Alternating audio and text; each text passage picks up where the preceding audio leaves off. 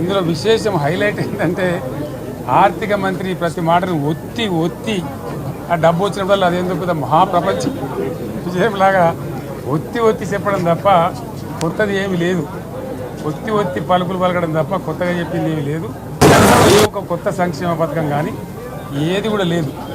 మహిళల పట్ల కూడా చాలా స్పష్టంగా చెప్పాల్సిన అవసరం ఉండేది. కానీ వాళ్ళు మేము 1,00,000 కోట్లతో అన్ని రుణాలు ఆ రుణాలు వీలేదో ఇస్తున్నట్టుగా అది ఆల్రెడీ ఉన్న స్కీమే, నథింగ్ న్యూ అబౌట్ ఇట్, ఏమి లేదు. వెరసి ఇష్యూ యాజ్ ఏ హోల్. దురదృష్టం ఏంటంటే చాలా బ్యాడ్ లక్ ఏంటంటే మేము కూడా ప్రభుత్వం ఏర్పడిన తర్వాత కనీసం ఒక 6 మాసాల సమయం వాళ్ళకి ఇవ్వాలని మేము అనుకున్నాం. నేను కూడా శాసనసభకు పెద్దగా రాలేదు. కానీ ఈరోజు బడ్జెట్ చూస్తే ఏ ఒక్క పాలసీ ఫార్ములేషన్ జరగలేదు. రాష్ట్రానికి సంబంధించినటువంటి ఏ ఒక్క విషయంలో కూడా ఈ అర్బక ప్రభుత్వం ఇప్పటి వరకు పాలసీ ఫార్ములేషన్ చేసినట్టుగా కనపడతలేదు.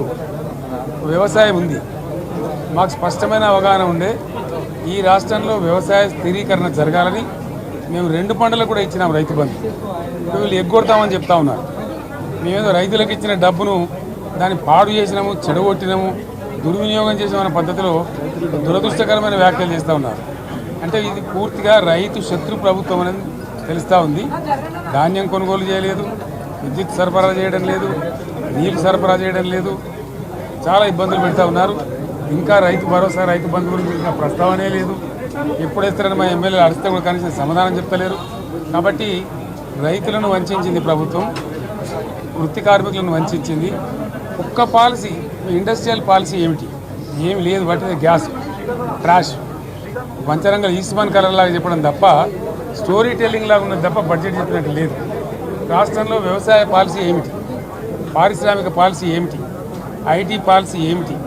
ఇంకా ఇతర అనేక పాలసీలు, పేద వర్గాలకు సంబంధించిన పాలసీ ఏమిటి అనే దాని మీద ఏ ఒక్క దాని మీద కూడా గ్యాసు ట్రాషే తప్ప చిల్లర మల్లర ప్లాట్ఫామ్ స్పీచ్ లాగా ఉంది తప్ప అది బడ్జెట్ ప్రసంగం లాగా లేదు.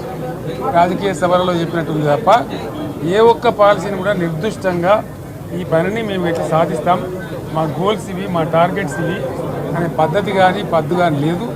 ఇది పేదల బడ్జెట్ కాదు, రైతుల బడ్జెట్ కాదు, యువల బడ్జెట్. విశ్లేషణలో మీకు తెలుస్తుంది. భవిష్యత్తులో బ్రహ్మాండంగా మేము దీన్నంతా కూడా చీల్చి చెండాడబోతాం. Thank you.